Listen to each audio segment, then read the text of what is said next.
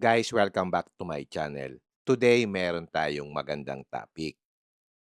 Ang pag-uusapan natin is ano ba talaga ang principle ng plug-in hybrid? In this particular video, ang idadissect natin is itong BYD Sea Lion 5 kasi plug-in hybrid siya. Marami kasi nagtatanong sa akin, ano ba yung pagkakaiba ng plug-in hybrid dun sa hybrid lang? So para maliwanagan natin, ise-share ko sa inyo ang aking nalalaman tungkol dito.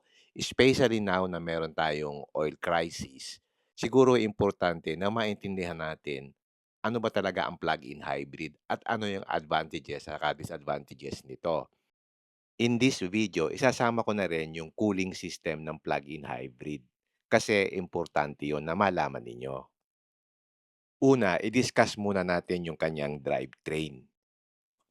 Yung BYD Sea Lion 5 uses yung Super DMI technology.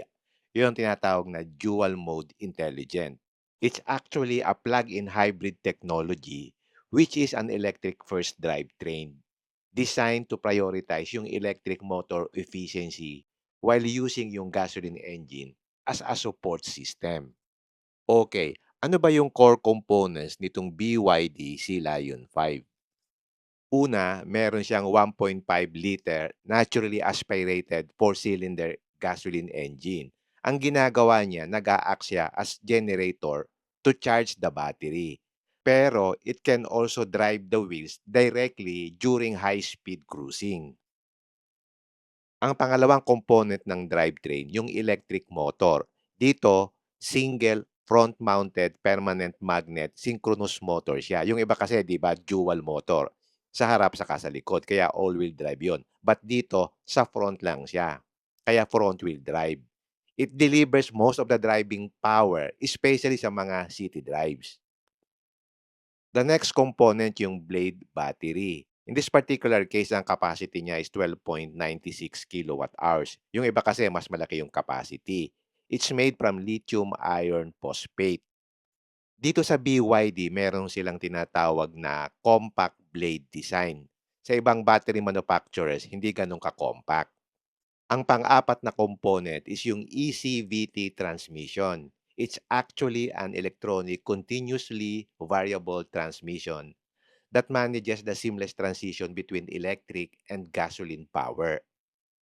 Ang panglimang component, yung tinatawag na inverter.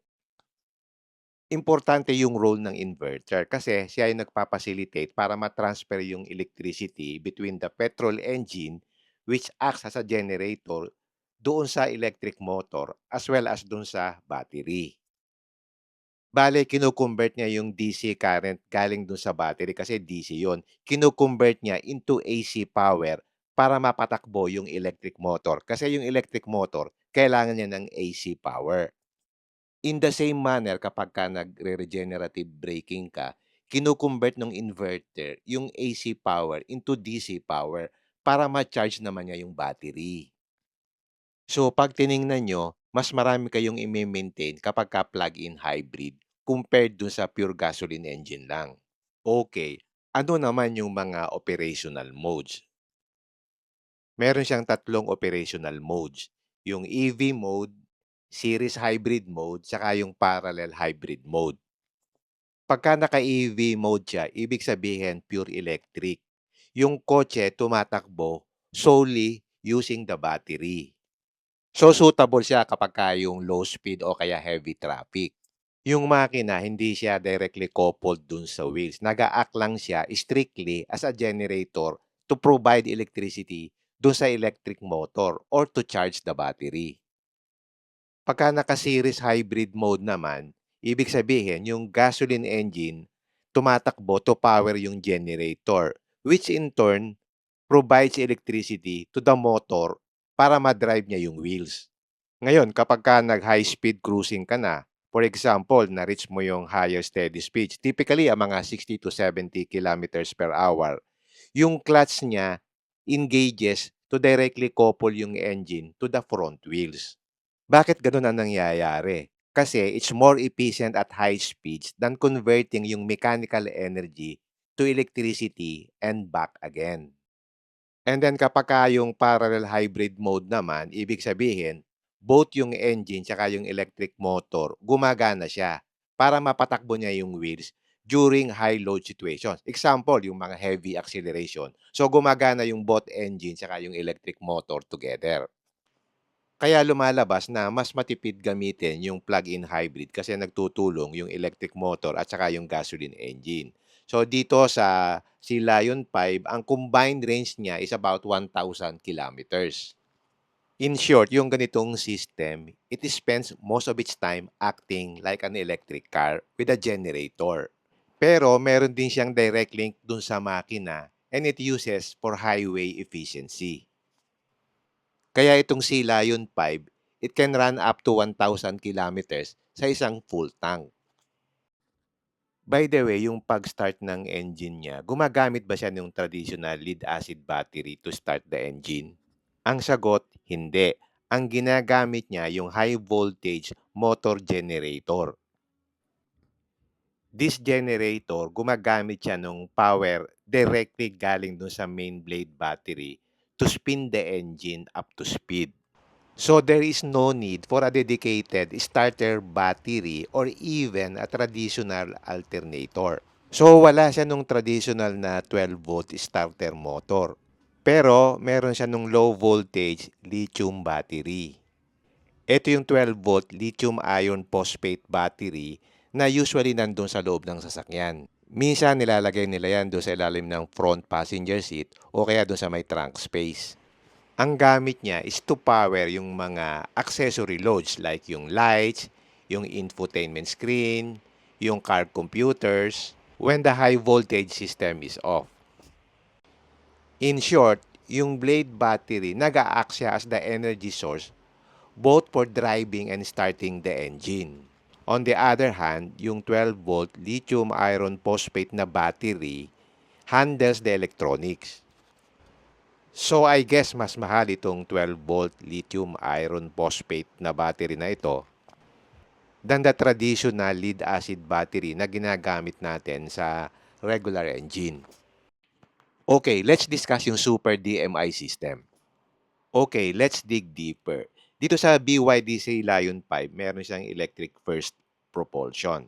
So at low speed saka during mga frequent stop, yung kotse relies entirely sa electric motor. Sa ganitong paraan, nai-eliminate niya yung vibration at saka yung noise ng traditional na gasoline engine na nag-idle or constantly nagre-restart. Kaya mapapansin nyo, tahimik siya at saka very smooth. Pangalawa, meron siyang instant torque. Kasi yung electric motor, it provides yung immediate response. So, ideal siya dun sa mga quick saka yung mga short movements in heavy congestion. So, wala siyang lag. Compared mo dun sa mechanical transmission ng gasoline engine. Ang second component niya, yung kanyang energy recovery o yung tinatawag na regenerative braking. Ano ba yung regenerative braking? Bale, pabalik naman yung principle. So, every time na magpe-press ka ng brake pedal, yung electric motor acts as a generator. Bale, kino-convert niya yung car's forward motion back into electricity for the blade battery. At doon pumapasok yung inverter. Tumutulong yung inverter para ma-convert yung AC into DC para ma-charge uli yung blade battery. Pangatlo, dito sa DMI, meron siyang smart battery management.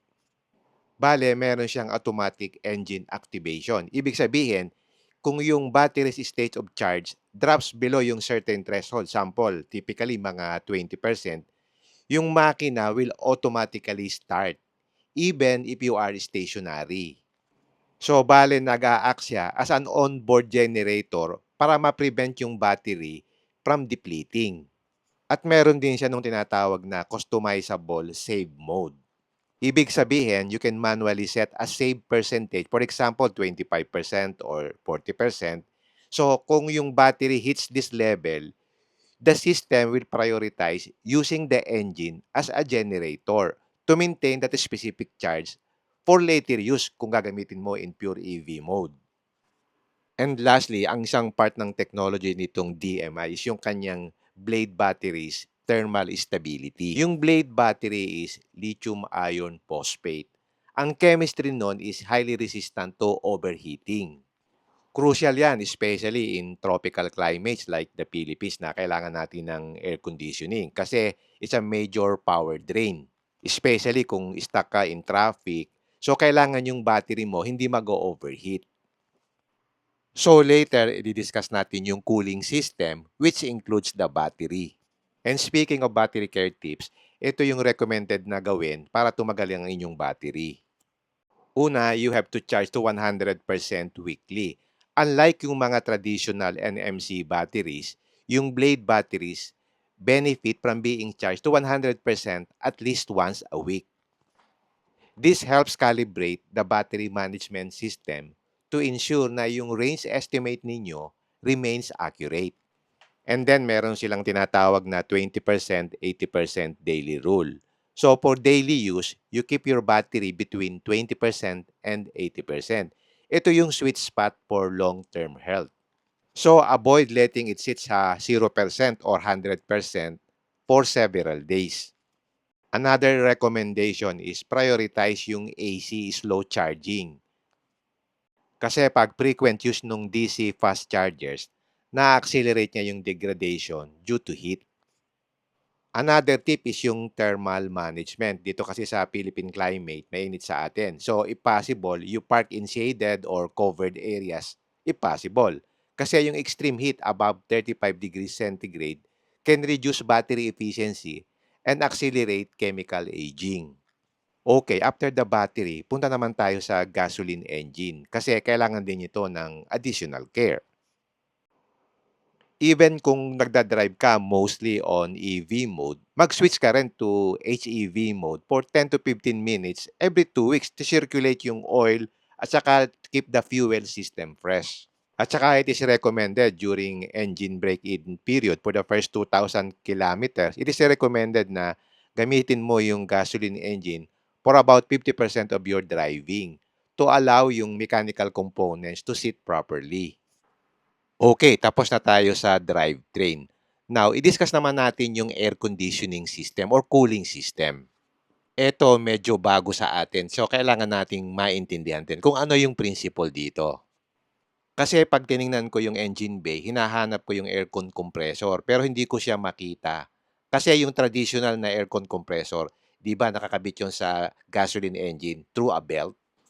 Dito sa Silayon 5, yung air conditioning compressor is driven by an electric motor, not by the gasoline engine. Yan ang key feature ng BYD Super DMI system. Ito yung electric first architecture. So, bale, yung compressor, meron siyang built-in electric motor inside its housing. And nakakonect siya dun sa car's electrical system via yung heavy-duty na high-voltage cables. Yan yung kulay orange na nakikita ninyo. Dahil yung compressor ay electric, you can enjoy yung full air conditioning even when the gasoline engine is completely off. So kahit nakapark ka or crawling ka sa heavy traffic, yung air conditioning mo tumatakbo kahit patay yung makina. Yan ay kapag naka-EV mode ka. Kasi yung compressor is powered directly by the high voltage blade battery rather than a mechanical belt connected doon sa engine. Gumagamit siya ng variable speed electric scroll type compressor. Yung ganitong system, nag-a-adjust yung speed niya precisely based dun sa cooling demand, which is much more efficient compared dun sa traditional na engine-driven compressor that must run at the engine speed. 'Di ba dun sa traditional car, yung compressor speed ay nakatali dun sa how fast the engine is spinning, which is less efficient. At meron din siyang heat pump technology. Gumagamit siya ng advanced heat pump system na nagre-remove ng heat in or out of the cabin and the battery pack. So, ang resulta, na-maintain niya yung malamig na cabin during long periods of idling dun sa traffic without needing to start the gasoline engine. As a result, mas fuel efficient siya kasi yung gasoline engine, hindi siya nagwo-work harder to turn the aircon, which improves the overall fuel economy. So, less maintenance din siya kasi less one belt siya to squeak, to wear out, or snap over time. Okay, that's for the air conditioning. Ngayon, pag-usapan naman natin, paano minamanage ng Silayon 5 yung kanyang battery heat. Kasi 'di ba kapag gumagamit ka ng battery nag-iinit 'yon. So kailangang ma-manage mo 'yon. Dito sa Sea Lion 5, instead of relying dun sa traditional na air cooling, ang ginagamit niya yung electric compressor to drive a highly efficient refrigerant direct cooling system. Unlike many EVs na gumagamit ng liquid-to-liquid system, yun bang gumagamit sila ng water glycol mixture para mapalamig yung battery, itong sa BYD system, yung nirurut niya yung aircon refrigerant directly dun sa cooling plates in the battery pack. Yung ganitong system, they report a 90% increase in heat exchange efficiency. This allows the battery to maintain peak charging speeds for longer period without throttling power due to overheating. Bale, meron siyang three-dimensional flow. Yung cooling plates are open integrated doon sa 3D structure, managing the temperature across multiple surfaces ng flat blade battery para ma-prevent niya yung hotspots that can degrade the battery over time.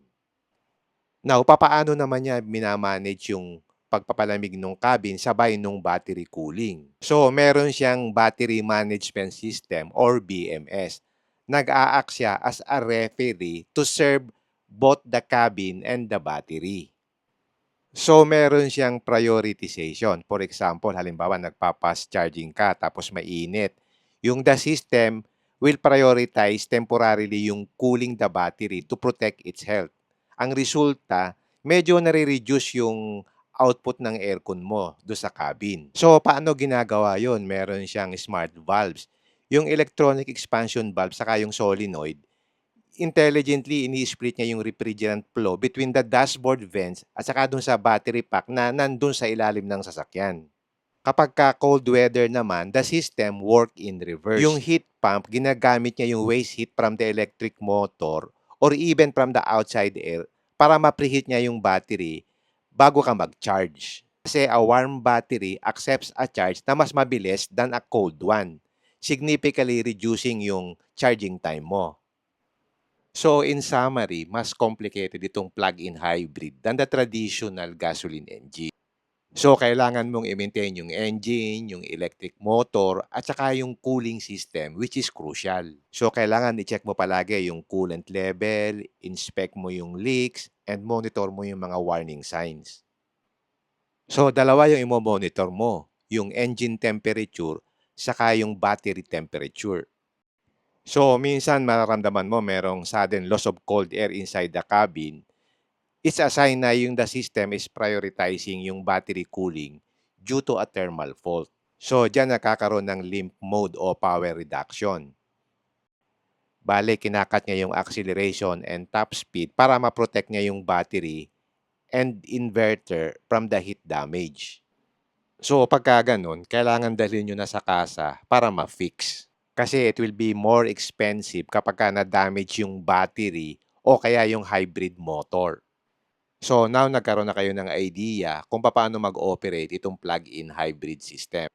Pag bago pa yung sasakyan nyo, wala kayong magiging problema. Pero kapag naluma na yan, yan ang dapat nyong bantayan. Yung kanyang drivetrain cooling system is very crucial. So hindi yan basta nagagawa ng outside na mga mechanic. So palaging babalik ka sa kasa. So, aside from the oil dun sa engine at saka yung liquid coolant dun sa kanyang engine, meron ka pa ring motor oil cooling. Yung high-speed electric motor, gumagamit yan ng advanced oil cooling. Cooling the motor internally with oil allows it to reach up to 15,000 RPM while maintaining peak efficiency of 97%. So, yung electric drive system or yung tinatawag na EHS, yung high-speed electric motor, pinapalamig yan at saka nilulubricate using a dedicated motor oil circuit. Bali yung oil na to, nandun siya sa loob ng sealed housing and never mixes with the engine oil. And since yung motor oil dito sa EHS system, hindi naman siya exposed dun sa fuel or exhaust gases kasi sealed siya, so mas matagal siyang gamitin. Hindi kagaya nung motor oil sa engine na kailangan mo mag-change oil every 10,000 kilometers. Dito, yung transmission fluid dito sa motor, pwede mong palitan every 100,000 kilometers. So, generally, mas mahaba yung service life ng oil niya. I just don't know how much yung cost nito kapag nagpalit ka ng specialized na oil na 'to. Sasabihin naman ng kasa kung kailan ka magpapalit nito. Again, matipid talagang gamitin kapagka yung mga plug-in hybrid. Pero pag-maintain nito in the future kapagka medyo luma na, hindi pa natin alam kasi bago pa ito sa atin.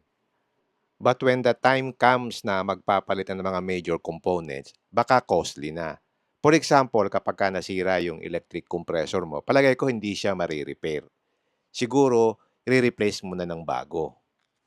Kasi yung mga parts na 'to, high voltage components siya with integrated electronics and sealed. Siguro sa BYD ka saka lang magpapapalit nito for service. So in summary, ano yung mga key maintenance actions? Number one, yung coolant monitoring. Yung inverter, nag-generate siya ng significant heat and relies on the car's thermal management system. So ensure that the coolant levels are checked and refilled according to the manual to prevent overheating the electronics. Second would be yung software updates. Inverters are controlled by complex firmware. Regularly installing software updates at an authorized service center can enhance the inverter's efficiency and address yung potential performance bugs. Number three is yung service schedule. Follow yung recommended service intervals. Meron namang specific guideline yung mga kasa. I-follow nyo lang yon. Number four, yung V2L care. When using the vehicle to load feature, avoid yung exceeding maximum rated load. Usually yan around 2.2 kilowatts lang to prevent stressing the inverter. Always use high quality, properly rated cables. So yan yung mga maintenance tips. Ano naman yung best practices for longevity? Number one is avoid deep discharges. You have to keep your main battery between 20% and 80%. It reduces electrical stress on the entire powertrain system, including the inverter. Number two is yung temperature management. Kung pwede, you park in shaded or covered areas during extreme heat to help the cooling system maintain optimal operating temperatures for the inverter and battery. And number three, stick to genuine parts. Use only genuine spare parts and fluids. Using non-genuine components can void the powertrain warranty, which usually covers the inverter for 8 years. So yan, I hope nakapagbigay ako sa inyo ng idea papaano mag-operate itong BYD Sea Lion 5 at saka yung mga similar na plug-in hybrids in the market kasi pare-pareho naman ang principle niyan. So you have to be aware sa mga electrical faults, yung mga software glitches, saka yung mga sensors, at saka yung mga leaks. So normally covered naman yan ng warranty for 5 or 6 years. Tapos yung battery, mga 8 years yung warranty. Pero pagkatapos nun, yun ang medyo challenge na. In summary, yung plug-in hybrid system saves you a lot of fuel. But you have to be aware doon sa mga maintenance requirements niya. Kasi it's more complicated than the traditional gasoline engine lang. Okay, hanggang dito na lang. If you like this video, don't forget to like, share, and subscribe. Until next time, see you again in my next vlog. Bye!